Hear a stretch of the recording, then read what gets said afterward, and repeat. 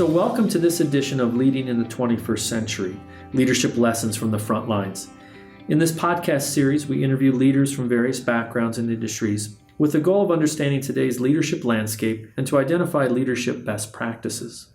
I'm your host, Mike Cherry, and I'm an associate faculty member of the Organizational Leadership Department at Lewis University's College of Business. In our master's and bachelor's degree programs, we investigate various leadership theories with the intention of students applying these theories to their leadership practice. This podcast series is one way we can assist the transition from theory to practice. In this edition, our guest is Roman Ortega. Thank you for being here. Thank you for having me. So, Roman, to maybe set the stage here as we get started, tell us a little bit about your role and some of those specific leadership responsibilities you have. Right. So my role at Lewis University is I'm currently the Executive Director of International and Military Affairs. So that supports approximately about 1,000 of our students in some capacity or another, being that we have a sizable military population, close to 600 students, and then a growing international student population. And when you include study abroad students, et cetera, it's about 1,000 students. So that's my capacity at the university, leading everything from the strategic thinking to the actual granular, pragmatic work that we're doing to support retention and graduation amongst our students. As it relates to organizational leadership, I've taught in the Organizational Leadership Department as adjunct for the last about 3-4 years. Really enjoyed it. Probably one of the greatest opportunities I've had at the university is to be in the classroom with students. And by way of leadership background, I've spent close to 21 years now in the U.S. Army, where I spent almost 10 years in the infantry, and I served as an airborne ranger for a number of years.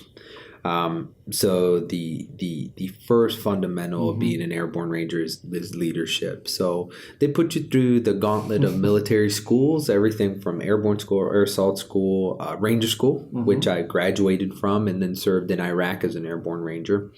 And currently I serve as a lieutenant colonel in the U.S. Army Reserves out of Joint Base Lewis McChord. As a battalion commander. So currently command about 300 soldiers in military intelligence, multiple domains type of military intelligence, everything from interrogation to signal warfare. And there's a lot that goes into that, a lot of technicalities, which we'll talk about today, and how technical competencies fit into leadership. Excellent. Thank you. Well, you talked a little bit about your connection there to OL with the teaching aspect. What other connections, or maybe the interesting question is around the students and your enjoyment around that. As you think about the students that you've taught and teaching, you think about their maybe leadership needs or leadership growth. Where do you see the importance there? Where are those growth areas you see for them? So I think in relation to the students and then the people I've led, especially the younger people I've led, I think a lot of it is understanding interpersonal skills to be able to coach others to what I call scale leadership. So how I spend a lot of time coaching my subordinate leaders. I'm not the biggest fan of the term subordinate, but that's how some organizations define it. But with that, how do I get them to understand where their role is as a leader? How do I coach them? What questions can I get them to understand and critically think?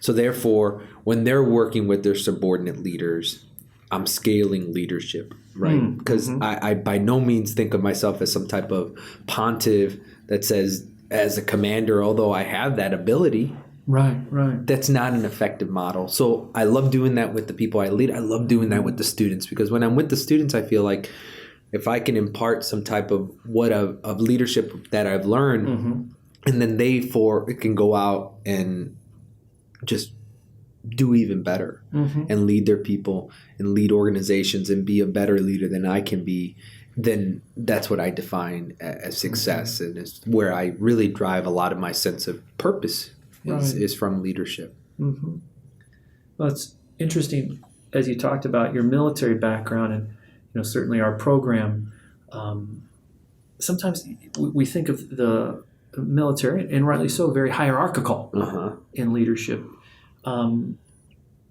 And that may fit in with the question around trends. Do you see, is hierarchical, is that truly what we see it as?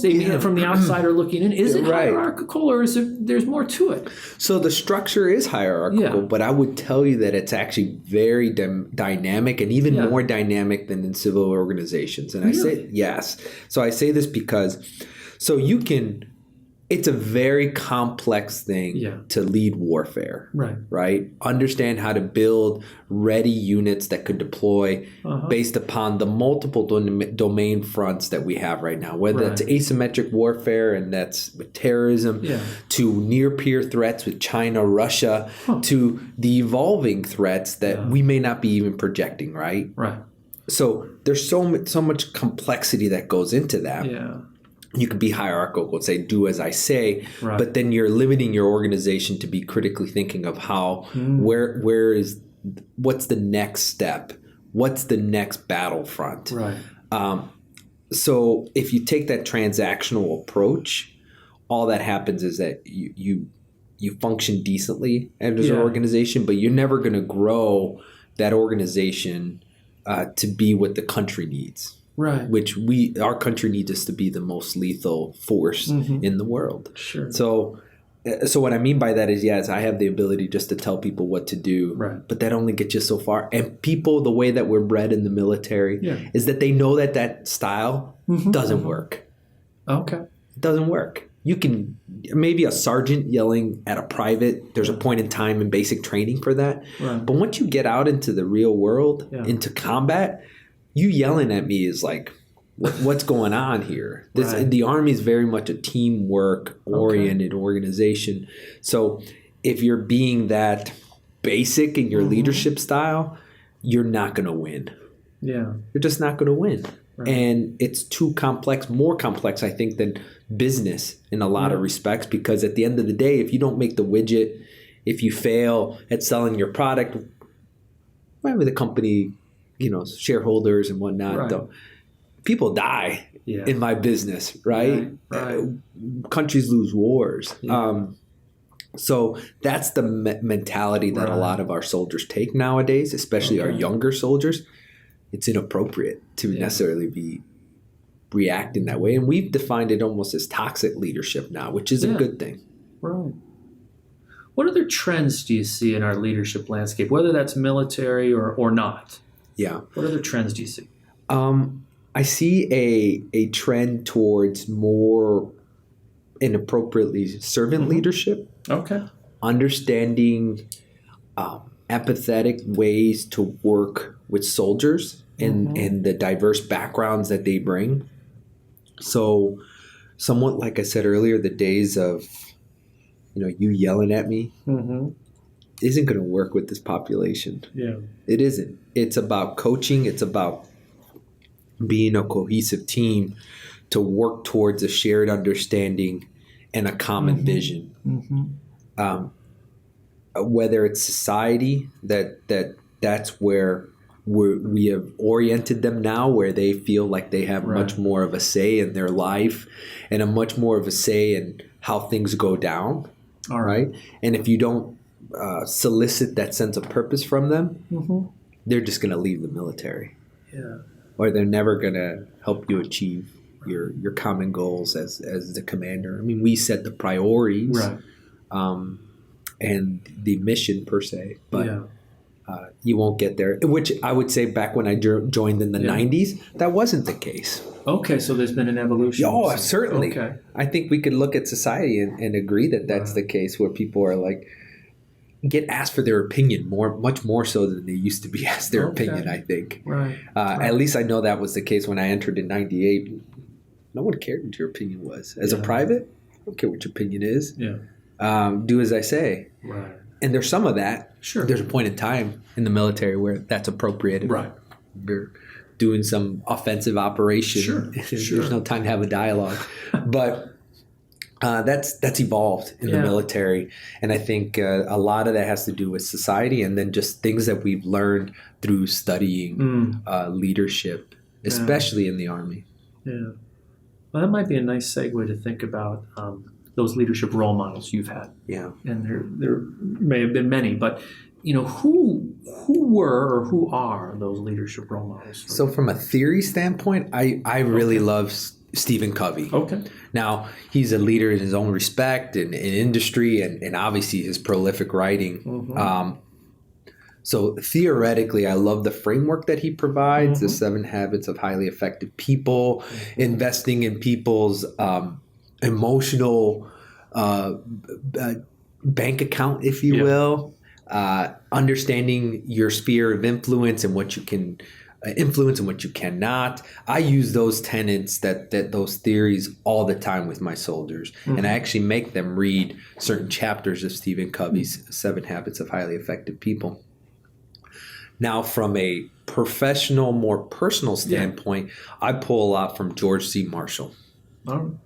And I think that if we look back at society and we were to be objective, we can think that contemporarily we're challenged by some very dynamic things that, wow, we've never come under this type of pressure before. But the reality is, I mean, you look back when George C. Marshall was an officer, they were scaling the military from, a very small force to exponentially 20 times bigger, fighting a world war. The economy was in shambles. Right. And so they were going through a lot of strife as a country, as a world, and yet they were still able to achieve success, win the war, rebuild Europe. He served as a Secretary of State and Secretary of Defense. So I look at him as a very good role model, also because he believed in character. He believed in patience. He wasn't nothing against Patton, but Patton had a different style. He was much more abrasive. George C. Marshall was not. He believed in the political divide and not becoming chummy with our political leaders. There was an appropriate boundary with them because he always had to provide the perspective as a military officer and the implications of a nation going to war. Right. And I think as I've read more about this topic over time, that there's been more possibly too intimate of a relationship between some of our military officers and our political leaders. Not to say that it's necessarily the worst thing in the world, but when you become too friendly with people, and you don't necessarily know the dynamic that exists between the political leader and the military leader, then candor may go out the door. Okay. Because you don't want to upset that person. It's a natural. So George C. Marshall believed in not blurring that line at all. Right. He also believed in something I like to practice, and sometimes I fail at it, and I failed at it yesterday and today because I took a red-eye flight to get here, and I'm working the whole day and then coaching baseball. But in the 14-7-2-1 model. Tell us more about that. So General Martin, a contemporary leader in the United States Army, I met with him not too long ago at Fort Leavenworth, Kansas for a command course. And he sat us down. He says, you got to learn 14-7-2-1. And he believes in it. Yes. Okay. So 14 hours of work. Okay. It could be anything that's work related. That might be working with your family. That might be working in the military. That might be commuting. 14 hours, no more than that. Okay. 7 hours of rest. All right. Because he says scientifically, and the studies prove, you start getting less than 7 hours, you're not optimal in your work. 2 hours of personal time. That could be reading a book. That could be writing thank you letters, showing gratitude. That could be talking to somebody on the phone. Whatever it is, watching Netflix, whatever might listen to podcasts like ours. Hopefully this one. And then 1 hour for fitness. Okay. And fitness could be, for me, physical fitness. Right. I enjoy it. It's good for my brain. It's good for my healthy mind, healthy body, healthy soul. Makes me the most effective leader.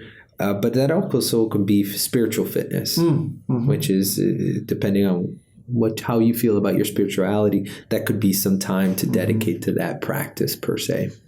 Whether that's mindfulness, yoga, or whatever is enticing to you. So 14, 7, 2, and 1. So, and then interestingly enough, George C. Marshall also followed that methodology. He would go home at lunch, eat lunch with his wife. Yeah. He would even fit in a 30-minute nap. And he made sure people didn't encroach upon him too much. He understood that he had many balls to juggle. But that if he didn't have time to read, think, and coordinate, then he wasn't as effective. And I guess that's what I'm trying to glean, and what I'm trying to evolve to as a leader is better understand those boundaries and then coach my subordinate leaders to feel the same way, so they're consistently invigorated to do the work. Right. That's excellent. 14, 7, 2, and 1. Yeah, okay. 14, 7, 2, and 1. That's not my idea. That's General Martin's idea.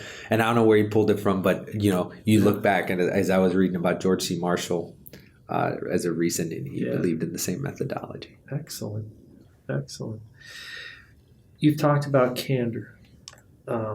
That has come up a couple of times. Critical thinking a couple of times. When I hear that, I'm thinking those are probably some characteristics that you would believe effective leaders demonstrate. What are other characteristics of effective leaders? That's the question. I think first off, it comes down to character. Okay. Maybe it's too warm and fuzzy of a word, but I don't care. I use it with my team. I say, do you love your people? Okay. And sometimes you can be tough love. Right? Sure. And that doesn't mean that you don't tell them what they need to hear sometimes. But do you love your people? And I mean love in the empathetic, compassionate way. Are you doing what's right legally, morally, ethically? Are you trying to be the best person you can be, although we're all flawed? Are you a person of character? Because if you don't have that bedrock, then there's nothing else you can really build off of. Right. The foundational layer, character. From there, I think it's presence then. How do you communicate effectively? Yeah. How do you present yourself physically, emotionally? Do you take care of your self-care? 14, 7, 2, and 1.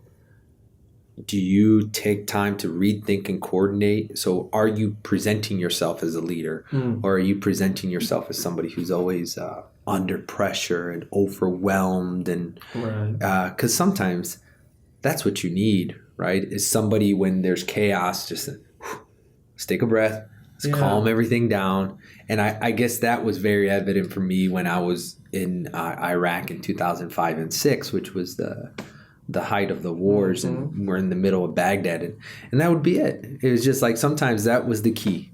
Yeah, calm down. We're gonna get through this, right? And I run into that so frequently. It's okay, let's take a step back. Yeah. Why did that person make that error? Is it the system that failed? Because nobody comes to work and says, I'm going to suck at my job and I'm going to make a mistake today. Right. What led to that? Let's take a step back. Let's take the emotion out of this and let's look at the system and see how we can better it along. So presence as a leader, and then intellect, right? You really do have to know how to lead. You don't have to be a technical expert in every domain, right? Just like in business, you don't have to be technically know every single detail, how the widget is made and how much of one ingredient goes into making it, or even in the military. I don't need to know everything about interrogation or signal warfare or imagery analysis. I need to know what sometimes as I tell my leaders, I need to know about an inch deep, but a mile wide. Okay. You need to know a mile deep, an inch wide. Yeah. Especially when you're a younger leader, you need to build some technical competencies that you can then leverage to understand where you're at and then go from there, right? But as you move up in an organization, you get less and less involved into the technical nature of things to an extent, depending on your profession, right? Yeah. No, that's good. That's good. Would you mind finishing a statement for us? Sure. I know I am a leader because... I guess I wonder, right? I think I am a leader because I value the input and the sacrifice that other people are making on my team. Mm. I know I'm a leader because I value the mission Mm-hmm. above myself. So in the case of the military, I value what this country stands for and the Constitution over my own well-being or to an extent my family's well-being, right? It's a sacrifice that we make. And then lastly, I know I'm a leader because as I've introspectively look at who I am and analyze what my priorities and what my purpose is on this earth, it comes down to being a leader, whether that's a leader in my family as a father, if that's a leader here at the institution and working to help internationalize the university and support our military students who are either still actively serving or just served in the military, or things, still being actively in the Department of Defense and ensuring that that the readiness of my Expeditionary Military Intelligence Battalion is up, and if called upon, we're ready to be a part of a global force for better. Right. Is leadership innate, or is it a learned space? Yeah, so that's a question that gets asked often, right? I am a firm believer it's a learned behavior. Okay. I think that you have to want to be a leader, right? You can't be forced. So is it innate to an extent? Innate in the sense that you have to accept it. Right. You have to want to be a leader, right? Yeah. But once you accept it, you have to get the reps. You have to be in leadership positions, and you have to learn how to be more effective leader. Anybody who tells you that they haven't a great leader that hasn't actually introspectively looked at their leadership style, analyzed after leading somebody, like, how could I have done that better? What could I be doing better? I actually close every leadership counseling or coaching session I do with, what is one thing I could be doing better to lead you or lead this organization? And I force them to give me one thing, because sometimes my subordinates won't tell me what I'm doing wrong. But I try to build this this trust with what they can share with me is how we can grow the organization. So it's a learned behavior. You really have to work at it. And one of the reasons that I've appreciated my upbringing is because the military does a pretty good job of giving you reps.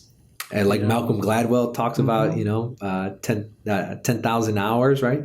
The military gives you reps. It gives you people to lead. And if you mess up, as long as you didn't do anything illegal, immoral, unethical, and get anybody killed to an extent, right? Unless you're in war, which might be inevitable in some cases, but they're not going to fire you. They're going to say, all right, what'd you learn? Right. Get back in there. Do it better. So they give you reps. And so it's a learned behavior. Yeah.